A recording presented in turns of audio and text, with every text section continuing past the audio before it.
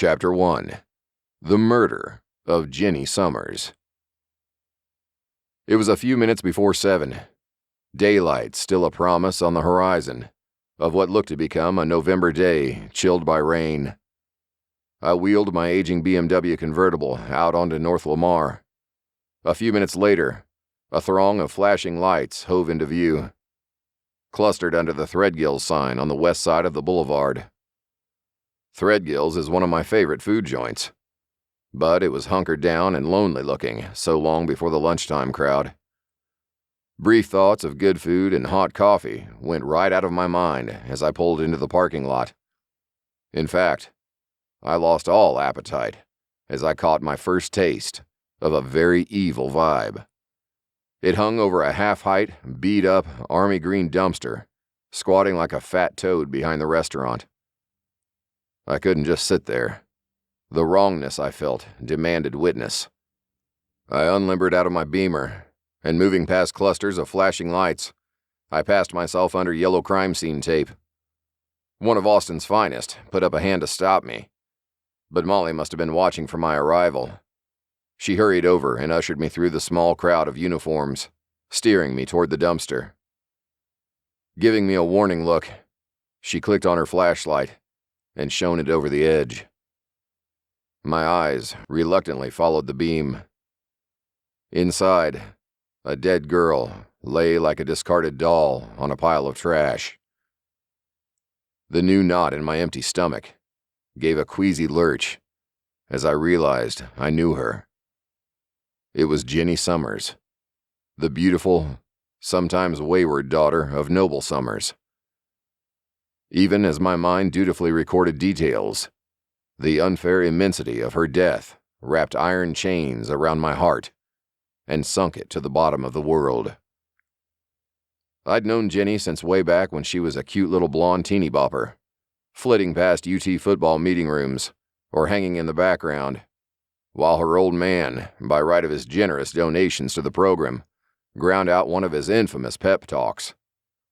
Jenny had grown into a real dazzler, kind of wild the way rich girls can be. She was a slim, long-legged debutante who enchanted everyone with her happy-go-lucky smile and eyes the same electric blue as her father's. The last time I'd seen Jenny had been in a nightclub off Congress. The missing person I'd been hired to find was sitting beside her, nuzzling her neck.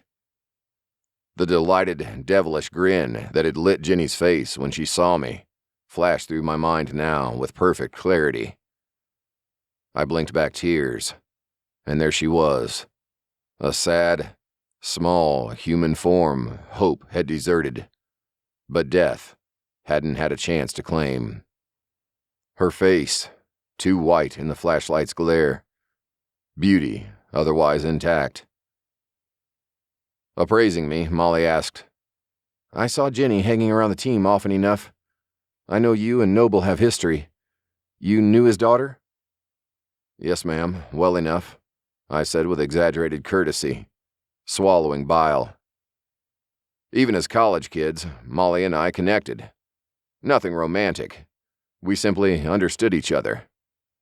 That old bond radiated anger now as Molly frowned, reached down, and lifted the blue wool evening wrap covering Jenny's midsection. She directed her flash toward the dead girl's stomach. Sliced from pale, unmoving breast to pelvis, Jenny's intestines had been neatly arranged in a pile on the open cavity of her abdomen. The smell hit me, and bile rose again in my throat. I coughed hoarsely, leaning back. "Jesus, Molly, give a guy a warning." I swallowed and closed my eyes, trying to concentrate. "How long has she been dead?" Molly moved her flashlight up to features partially obscured by disheveled blonde hair. "Her facial muscles haven't started to stiffen. My guess is less than 2 hours. A Threadgill employee was taking out the trash, found her, and called 911. We've only been here about 45 minutes. Molly rubbed the back of her neck. "It's Sunday morning, so no one else is about. It looks like the murderer dumped her in the bin, then surgically gutted her. There's no blood on the ground, but we'll know more after we move the body." Molly must have seen the winter in my gray eyes. She added in a gentler voice, "She would have died relatively quick." I swallowed, looked aside from that brutal vivisection, focusing on Jenny's face while I struggled to regain composure. A light rain began to fall. Jenny's makeup distracted me as it tracked crooked lines down her empty features. I watched the last false semblance to a living being wash away in that rain and the bleak November dawn. My few memories of Jenny alive melted into reality. This was just a corpse. Her animating soul had fled the violence and disappeared forever. I already had a strong suspicion where I fit into this evil scene, but I had to ask. "Molly, this is a police matter. Why have me come running?" Molly replied carefully. "Old man Summers was pretty broken up when I called him about his daughter's death. He insisted I get you on the crime scene ASAP and give you every cooperation possible."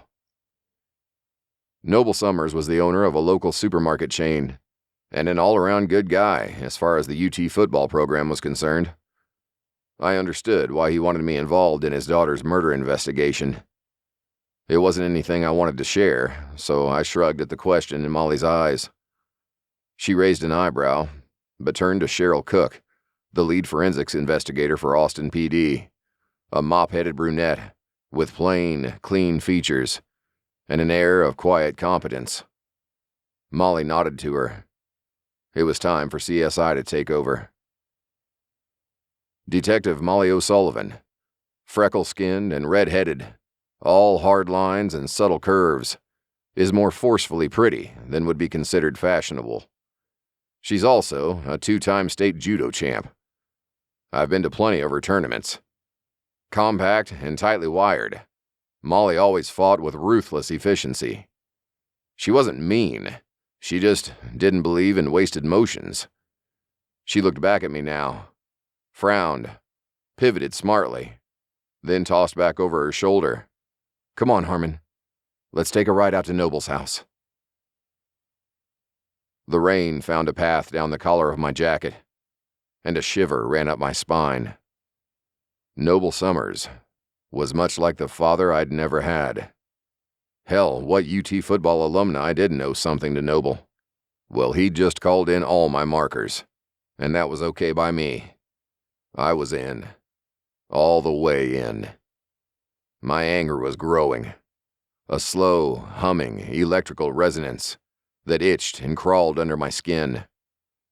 I took one more moment over Jenny's body to offer up a prayer for her departed soul, then turned and followed Molly to her police cruiser.